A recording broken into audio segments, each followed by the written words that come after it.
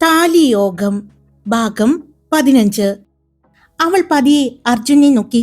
പക്ഷെ ആ മുഖത്ത് യാതൊരു ഭാവമാറ്റവും ഉണ്ടായിരുന്നില്ല. എന്റെ അച്ഛൻ ആരോടെങ്കിലും വാക്ക് കൊടുത്തിട്ടുണ്ടെങ്കിൽ ആദ്യം അറിയേണ്ടത് ഞാനല്ലേ? അർജുൻ വിക്രമിന്റെ കണ്ണുകളിലേക്ക് നോക്കി ചോദിച്ചു. വിക്രം ഒരു നിമിഷം മിണ്ടാതെ നിന്നു. പിന്നെ വീട്ടില് ഞാനും എന്റെ അനുജത്തിയും മാത്രമേ ഉള്ളൂ. ഞങ്ങൾക്കറിയാത്ത കാര്യം നിനക്കെങ്ങനെ അറിയാം? അത് മമ്മി പറഞ്ഞു. വാക്കായാലും എന്തായാലും നിന്റെ സഹോദരിയെ ഞാൻ വിവാഹം കഴിക്കില്ലെന്ന് തീരുമാനിച്ച ആളാണ്, പ്രത്യേകിച്ച് നിന്റെ ചേച്ചി രംഭ. അതുകൊണ്ട് വിക്രം, ഇനി പോകാൻ നോക്ക്. അവൻ തിരിഞ്ഞു. പിന്നെ പെട്ടെന്ന് നന്ദിതയുടെ കയ്യിൽ പിടിച്ചു. അവൾ ഞെട്ടി അവന്റെ കയ്യിലേക്കും മുഖത്തേക്കും നോക്കി. വാ നന്ദ. ആ ശബ്ദത്തിൽ അവൾക്ക് മാത്രം കേൾക്കാവുന്ന ഒരു ഉറപ്പുണ്ടായിരുന്നു. അവൻ അവളെ കൂട്ടിക്കൊണ്ട് പാർക്കിങ്ങിലേക്ക് നടന്നു.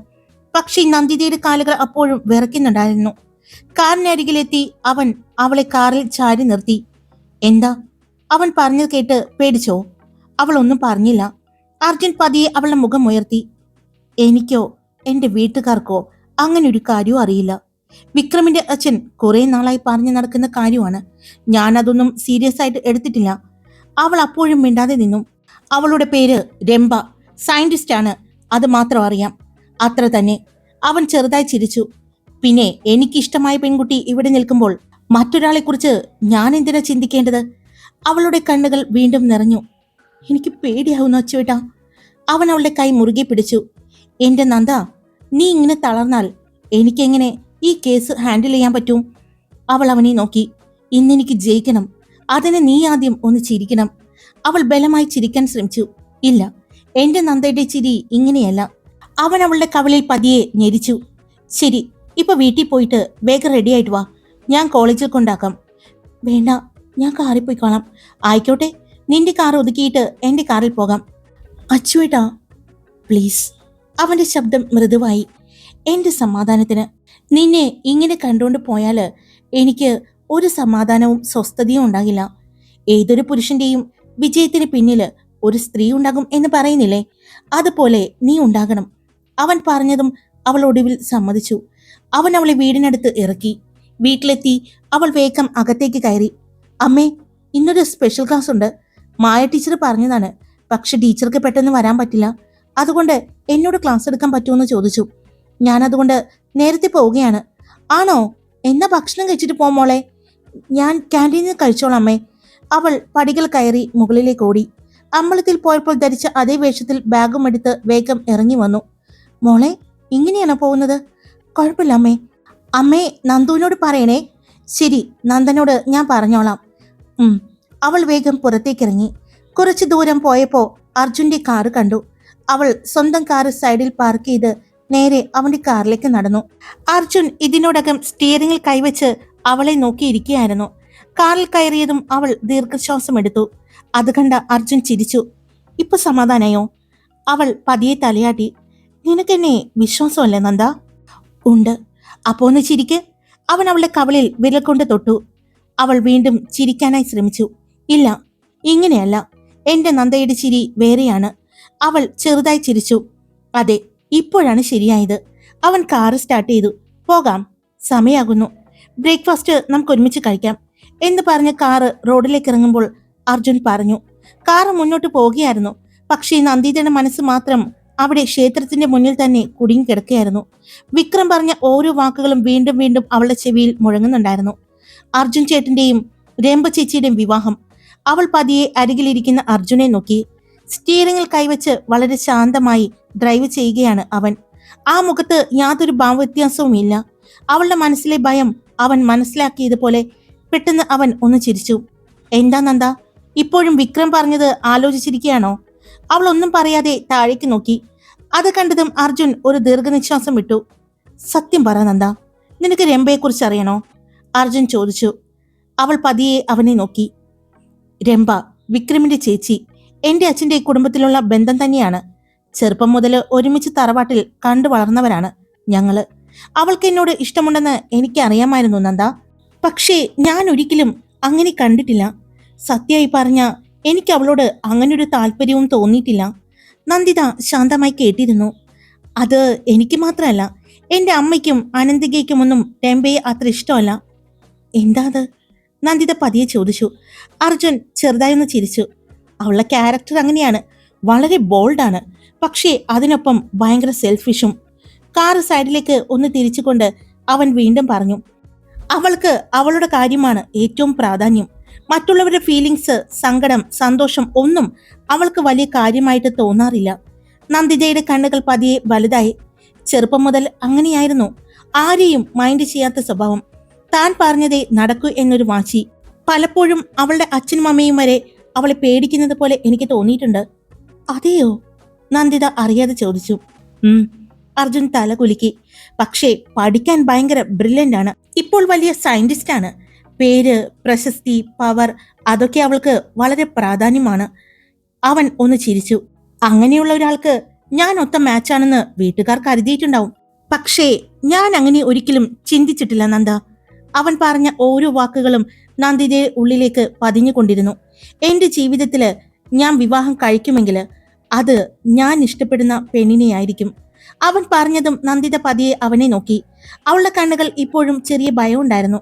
അത് കണ്ടതും അർജുൻ ഒരു കൈകൊണ്ട് അവളുടെ കയ്യിൽ പിടിച്ചു. അതും ആ പെൺകുട്ടി ഇപ്പോ എന്റെ കൂടെ ഇരിക്കുന്നു. അവൻ അത്രയും പറഞ്ഞതും നന്ദിതയുടെ ഹൃദയം ഒന്ന് പിടഞ്ഞു. പക്ഷേ എവിടെയോ രേംബ എന്ന പേരിനോടൊപ്പം ഒരു ഭയം. തന്നോട് അർജുനെ കാണരുതെന്ന് പറഞ്ഞിട്ട് അർജുന്റെ ഒപ്പം തന്നെ അമ്പലത്തിൽ വന്നത് ഗായത്രിയും വിക്രമും കണ്ടു. അവരിനി തന്റെ അനിയനെയും അനന്തികയെയും ഉപദ്രവിക്കുമോ എന്ന പേടി അവളുടെ മനസ്സിൽ ബാക്കിയായിരുന്നു. ഗായത്രിയും വിക്രമും തന്നോട് പറഞ്ഞ കാര്യങ്ങളെല്ലാം അവളെ ഭയപ്പെടുത്തുന്നുണ്ടായിരുന്നു. പക്ഷെ അതൊന്നും അവനോട് തുറന്നു പറയാൻ അവൾക്ക് കഴിഞ്ഞില്ല. പ്രത്യേകിച്ച് ഇന്നത്തെ ദിവസം അവൻ എത്രത്തോളം പ്രിയപ്പെട്ട ദിവസമാണെന്ന് അവൾക്കറിയാമായിരുന്നു. ഒരു പെൺകുട്ടിയുടെ ജീവിതവുമായി ബന്ധപ്പെട്ട കേസ്, അതിന്റെ വിധി, ആ കേസ് ജയിക്കണമെന്ന ആഗ്രഹം അർജുനേക്കാൾ കൂടുതൽ ഇപ്പോൾ നന്ദിതയ്ക്കായിരുന്നു. കഴിഞ്ഞ ദിവസം അതിനെക്കുറിച്ചുള്ള ഡീറ്റെയിൽസ് എല്ലാം അറിഞ്ഞത് തന്നെ. അപ്പോൾ താനും ആ വിധി കേൾക്കാൻ ആകാംക്ഷയോടെ കാത്തിരിക്കുകയാണ്. ആദ്യം ആ കേസിലെ പ്രതികൾ എന്ന് തോന്നിക്കുന്നവരായിരുന്നു അർജുനെ സമീപിച്ചത് എന്നും ആ കേസിനെ കുറിച്ച് പഠിച്ച അർജുൻ അത് ഏറ്റെടുക്കാതെ വാദ്യഭാഗത്തിന് വേണ്ടി ഇറങ്ങുകയായിരുന്നു. അതുകൊണ്ട് തന്നെ ഈ കേസ് ജയിക്കണമെന്നുള്ളത് ഇന്ന് കേരളത്തിലെ ഓരോ സ്ത്രീകളുടെയും അമ്മമാരുടെയും ആഗ്രഹമാണ് എന്ന് അവൾക്കറിയാം. കുടുംബത്തെ സ്നേഹിക്കുന്ന എല്ലാവരും ആകാംക്ഷയോടെ കാത്തിരിക്കുകയാണ് അത്. അതുകൊണ്ട് തന്നെ തന്റെ പേടിയും സംശയങ്ങളും എല്ലാം അവൾ മനസ്സിൽ തന്നെ ഒതുക്കി വെച്ചു. കുറച്ചു ദൂരം പോയതിനു ശേഷം അർജുൻ കാർ ഒരു റെസ്റ്റോറന്റിന്റെ മുന്നിൽ തിരിച്ചു. അച്ചുവേട്ടന് തിരക്കല്ലേ, പോയിക്കോളൂ, ഞാൻ കോളേജ് ക്യാൻറ്റീനിൽ നിന്ന് കഴിച്ചോളാം, അവൾ പറഞ്ഞു. അത് പറ്റില്ല, ബ്രേക്ക്ഫാസ്റ്റ് കഴിക്കാതെ വിടില്ല ഞാൻ. പിന്നെ എനിക്കും കഴിക്കണം. ഇപ്പോഴേ എനിക്ക് കഴിക്കാൻ പറ്റൂ. നീയുണ്ടെങ്കിൽ ഞാൻ കഴിക്കും, ഇല്ലെങ്കിൽ ഞാൻ കഴിക്കാതെ കോടതിയിൽ പോകും, അവൻ ചെറിയൊരു ചിരിയോടെ പറഞ്ഞതും വേണ്ട, ഒരുമിച്ച് കഴിക്കാം, നന്ദിതയും പറഞ്ഞു. രണ്ടുപേരും അകത്തേക്ക് കയറി. രാവിലെ ആയതുകൊണ്ട് റെസ്റ്റോറന്റിൽ വലിയ തിരക്കിലായിരുന്നു. ജാലകത്തിനരികിലുള്ള ഒരു ടേബിളിൽ ഇരുന്നപ്പോൾ പോലും നന്ദിതയുടെ കണ്ണുകള് പലപ്പോഴും അർജുനിലേക്കായിരുന്നു പോയത്. അവൻ സാധാരണ പോലെ സംസാരിക്കുന്നുണ്ട്, ചിരിക്കുന്നു, ഓർഡർ ചെയ്യുന്നു. പക്ഷേ അവന്റെ ഫോൺ അപ്പോഴും ശബ്ദിച്ചു കൊണ്ടിരുന്നു. തുടർച്ചയായി കോളുകൾ വന്നുകൊണ്ടിരുന്നു. ഒരിക്കൽ ഫോൺ സ്ക്രീനിലേക്ക് നോക്കിയ നന്ദിത അവിടെ കണ്ട പേരുകൾ കണ്ടപ്പോൾ തന്നെ മനസ്സിലായി. വലിയ ആളുകള്, മീഡിയ, പോലീസ് ഉദ്യോഗസ്ഥർ, ജൂനിയർ ലോയേഴ്സ്. ഇന്നത്തെ കേസ് എത്രത്തോളം ശ്രദ്ധിക്കപ്പെടുന്ന ഒന്നാണ് എന്ന് അവൾക്കറിയാമായിരുന്നു. നന്ദ, എന്താ ആലോചിക്കുന്നത്? അർജുൻ ചോദിച്ചതും അവൾ പെട്ടെന്ന് ചിന്തയിൽ നിന്നും ഉണർന്നു. ഒന്നുമില്ല, അവൾ ചെറിയൊരു പുഞ്ചിരിയോടെ പറഞ്ഞു. അവൻ സംശയത്തോടെ അവളെ നോക്കിയെങ്കിലും പിന്നെ ഒന്നും ചോദിച്ചില്ല. അവളുടെ മനസ്സിൽ പക്ഷേ ഒരേ ഒരു ചിന്ത മാത്രമായിരുന്നു, ഇത്രയേറെ എന്നെ സ്നേഹിക്കുന്ന ഈ മനുഷ്യനെ എനിക്ക് നഷ്ടപ്പെടുവോ? ആ ചിന്ത അവളുടെ നെഞ്ചിനുള്ളിൽ ചെറിയൊരു ഭാരമായി പടർന്നു. എന്നാൽ പുറത്തേക്ക് അവൾ അതൊന്നും കാണിച്ചില്ല. അർജുൻ സംസാരിക്കുമ്പോൾ അവൾ സാധാരണ പോലെ തന്നെ മറുപടി പറഞ്ഞു. അവന്റെ കേസിനെ കുറിച്ച് മാത്രം ഇരുവരും ഒന്നും സംസാരിച്ചില്ല. ഭക്ഷണം കഴിക്കുന്നതിന് ഇടയിലും അവൻ നന്ദന്റെ കാര്യങ്ങൾ ചോദിച്ചു. അവളും കഴിയുന്നത്ര സ്വാഭാവികമായി സംസാരിക്കാൻ ശ്രമിച്ചു. അതേസമയം അവന്റെ ഫോണിലേക്ക് വീണ്ടും വീണ്ടും കോളുകൾ വരികയായിരുന്നു. പക്ഷേ ആ തിരക്കിനിടയിലും അവളുടെ മുന്നിലിരുന്ന് അവളെ നോക്കി ചിരിക്കുന്ന അർജുനെ കണ്ടപ്പോ നന്ദിതയുടെ ഹൃദയം വേദനിച്ചു. ഇത്ര തിരക്കിനിടയിലും എന്നെ കാണാൻ സമയം കണ്ടെത്തുന്നവനാണ്. ആ ചിന്ത അവളെ സന്തോഷിപ്പിച്ചെങ്കിലും അതിനോടൊപ്പം തന്നെ ഒരു ഭയവും വീണ്ടും മനസ്സിൽ ഉയർന്നു. കുറച്ചു നേരത്തിന് ശേഷം അർജുൻ അവളെ കോളേജിന്റെ മുന്നിൽ ഇറക്കി. അവൾ ഇറങ്ങാൻ പോകുമ്പോൾ അവൻ വീണ്ടും അവളെ കയ്യിൽ പിടിച്ചു. ഫോൺ എടുക്കണം, അവൻ അല്പം ഗൗരവത്തോടെ പറഞ്ഞു. എടുക്കാം, അവൾ ചെറുതായി തലകുലുക്കി. ഞാൻ എപ്പോ വിളിച്ചാലും എടുക്കും. അവൾ ചെറിയൊരു പുഞ്ചിരിയോടെ തന്നെയായിരുന്നു പറഞ്ഞത്. അത് കേട്ടതും അർജുൻ സംതൃപ്തിയോടെ അവളുടെ നെറ്റിയിൽ ഒന്ന് തട്ടിക്കൊടുത്തു. ഗുഡ്. അവൾ കാറിൽ നിന്നും ഇറങ്ങി. കാറ് മുന്നോട്ട് പോകുന്നതും അവൾ നോക്കി നിന്നു. അവൻ കണ്ണിൽ നിന്നും മറഞ്ഞിട്ടും അവളുടെ മനസ്സ് അവന്റെ പിന്നാലെയായിരുന്നു. അതേസമയം അർജുന്റെ കാറ് നേരെ ഓഫീസിന്റെ മുന്നിലേക്ക് കയറി. പുറത്ത് ഇതിനോടകം വലിയ തിരക്കായിരുന്നു. പത്രപ്രവർത്തകർ, റിപ്പോർട്ടർമാർ, ഓൺലൈൻ മീഡിയ ചാനലുകൾ എല്ലാവരും ഓഫീസിന്റെ മുന്നിൽ കാത്തു നിന്നിരുന്നു. അർജുൻ കാറിൽ നിന്നും ഇറങ്ങിയതും ക്യാമറകൾ അവന്റെ നേരെ തിരിഞ്ഞു. സർ, ഇന്നത്തെ വിധിയെക്കുറിച്ച് എന്താണ് പറയാനുള്ളത്? സാർ, പ്രതികൾക്ക് ശിക്ഷ കിട്ടുമോ? സാർ, ഈ കേസ് രാജ്യശ്രദ്ധ നേടിയ കേസാണ്. ചോദ്യങ്ങൾ ഒന്നിന് പിന്നാലെ ഒന്നായി വന്നു. പക്ഷെ അർജുൻ ആരെയും ശ്രദ്ധിക്കാതെ നേരെ അകത്തേക്ക് നടന്നു. ഓഫീസിൽ കയറിയ ഉടനെ ഫയലുകൾ തുറന്ന് വീണ്ടും കേസ് പരിശോധിക്കാൻ തുടങ്ങി. ഓരോ ഡീറ്റെയിലും വീണ്ടും വീണ്ടും നോക്കി. ആ സമയത്തും അവന്റെ ഫോൺ തുടർച്ചയായി റിങ് ചെയ്യുകയായിരുന്നു. പക്ഷെ ഇപ്പോൾ ഒരു കോളും അവൻ അറ്റൻഡ് ചെയ്തില്ല. അവന്റെ മുഴുവൻ ശ്രദ്ധയും കേസിലായിരുന്നു. അതേസമയം കോളേജിൽ നന്ദിത നേരത്തെ എത്തിയിരുന്നു. സ്റ്റാഫ് റൂമിൽ ബാഗ് വെച്ച ശേഷം അവൾ നേരെ ലൈബ്രറിയിലേക്ക് നടന്നു. റഫറൻസ് നോട്ട് നോക്കാനായിരുന്നു. ലൈബ്രറിയിൽ ആരും ഉണ്ടായിരുന്നില്ല. ഒരു കോണിലെ ടേബിളിൽ ഇരുന്ന് അവൾ ബുക്കുകൾ തുറന്ന് നോക്കി തുടങ്ങി. അപ്പോഴാണ് ലൈബ്രറിയുടെ മുന്നിലെ ടേബിൾ ശക്തമായി ആരും അടിച്ചത്.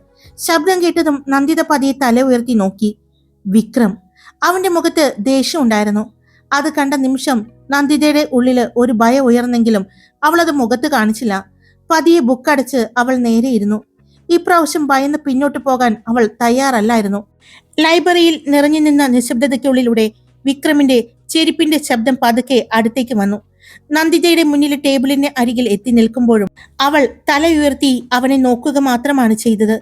മുഖത്ത് ഭയത്തിന്റെ ഒരു അടയാളം പോലും ഇല്ലായിരുന്നു. അത് തന്നെയാണ് വിക്രമിനെ കൂടുതൽ അസ്വസ്ഥനാക്കിയത്. അവൻ ചെറുതായി ചിരിച്ചു. പക്ഷെ ആ ചിരിയിൽ ഒരു ഭീഷണി ഉണ്ടായിരുന്നു. എന്താണ്, മിസ്സിന് ഞങ്ങൾ പറഞ്ഞത് വ്യക്തമായി മനസ്സിലായില്ല എന്ന് തോന്നുന്നു? നന്ദിത ഒന്നും മറുപടി പറഞ്ഞില്ല. അവളുടെ കണ്ണുകൾ നേരെ അവന്റെ കണ്ണുകളിലേക്കായിരുന്നു. ഞാൻ പറഞ്ഞത് വ്യക്തമായി കേട്ടെന്നാണ് ഞാൻ കരുതുന്നത്. രംഭ എന്റെ സഹോദരി. അവളുടെ അവകാശമാണ് ഈ പറയുന്ന അർജുൻ ദേവരയ്യർ. അവനൊന്ന് മുന്നോട്ട് ചാഞ്ഞു. അതുകൊണ്ട് ടീച്ചർ വിട്ടുപിടിക്കൂ. എന്തു വന്നാലും എന്റെ സഹോദരി അർജുനെ സ്വന്തമാക്കും. അതിന്റെ ഇടയിൽ കയറി നിന്നാൽ. അവനൊന്ന് നിർത്തി നന്ദിതയെ നോക്കി.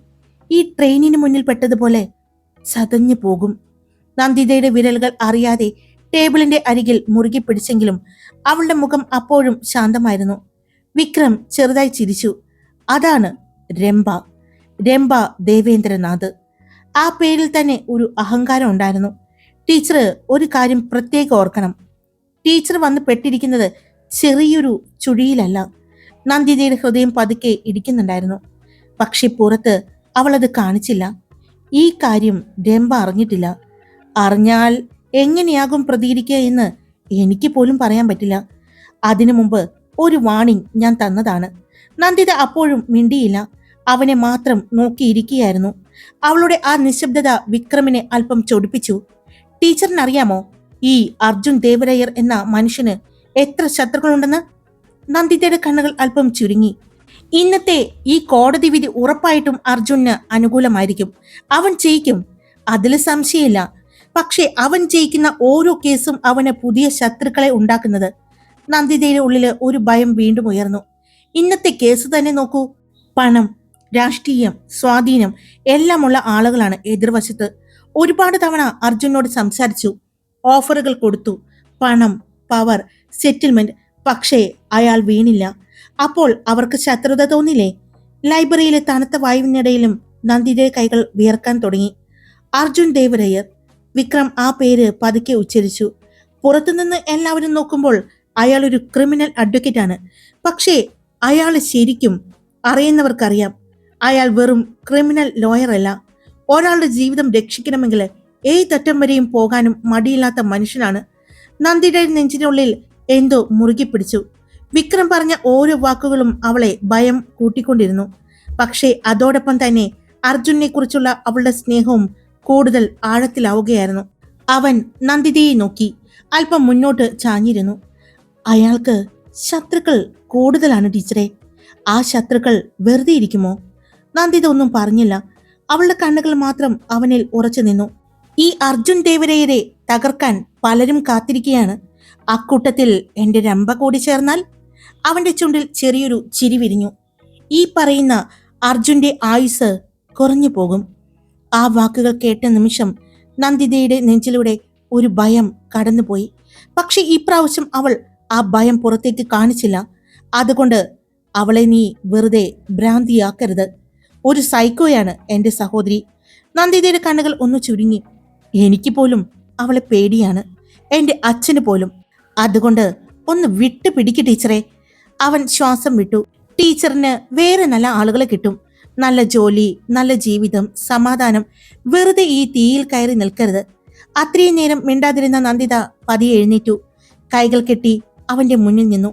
പക്ഷെ ഇപ്പോൾ അവളുടെ കണ്ണുകളിൽ പേടിയേക്കാൾ ഉറച്ചൊരു ധൈര്യം ഉണ്ടായിരുന്നു. വിക്രം അത് ശ്രദ്ധിച്ചു.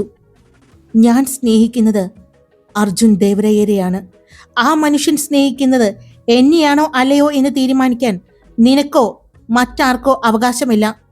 നീ എന്ത് പറഞ്ഞാലും ഞാൻ പേടിച്ചിരുന്നു. ആ വാക്കുകൾ കേട്ടപ്പോൾ വിക്രം ഒന്ന് ചിരിച്ചു. പക്ഷേ ഇനി ഞാൻ പേടിക്കില്ല. അവന്റെ ചിരി പതിയെ മങ്ങി. നീ പറഞ്ഞതുപോലെ എന്തിനു കൂടെ നിൽക്കുന്ന ആളാണ് അർജുൻ ദേവരയ്യർ. ആ പേര് ഉച്ചരിക്കുമ്പോൾ തന്നെ അവളുടെ കണ്ണുകളിൽ ഒരു വിശ്വാസം നിറഞ്ഞിരുന്നു. അപ്പോ എന്നെ സംരക്ഷിക്കാൻ ആ മനുഷ്യനുണ്ടെങ്കിൽ എനിക്ക് വേറെ ആരെയും പേടിക്കേണ്ട കാര്യമില്ല. വിക്രം ആദ്യമായി മറുപടിയില്ലാതെ അവളെ നോക്കി നിന്നു. ഹായ്, എല്ലാവരും സുഖമായിട്ടിരിക്കുന്നോ? ഞാൻ സുഖമായിട്ടിരിക്കുന്നു. ഇന്നെൻ്റെ മോൻ്റെ പിറന്നാളാണ്. നാളെ അവൻ്റെ ബർത്ത്ഡേ ആണ്. അപ്പോൾ രണ്ടും അടുത്തടുത്ത ദിവസം വന്നിരിക്കുന്നത് ആദ്യമായിട്ടാണേ. അപ്പോൾ അതിൻ്റെ ചെറിയ ഒരു ഇതുണ്ടായിരുന്നു. ഞങ്ങൾ ഫാമിലി മാത്രം. എല്ലാം കഴിഞ്ഞപ്പോൾ ഇത്തിരി ലേറ്റായി. എന്നാൽ സ്റ്റോറി ഞാൻ ഇട്ടിട്ടുണ്ട്. അടുത്ത സ്റ്റോറി ഹൃദയത്തിൽ സൂക്ഷിക്കാൻ ഇത് കഴിയുമ്പോൾ തന്നെ ഞാൻ ഇട്ടേക്കാവേ. അപ്പോൾ എല്ലാവരും ഇഷ്ടപ്പെട്ടാൽ സബ്സ്ക്രൈബ് ചെയ്യുക, ലൈക്ക് ചെയ്യുക, ഹൈപ്പ് ചെയ്യുക. പിന്നെ നിങ്ങളുടെ അഭിപ്രായം കമൻറ്റ് ചെയ്യാൻ മറക്കല്ലേ. Love you all. It's me Karthika. അടുത്ത സ്റ്റോറിയുമായിട്ട് വേഗം വരാവേ. ബൈ.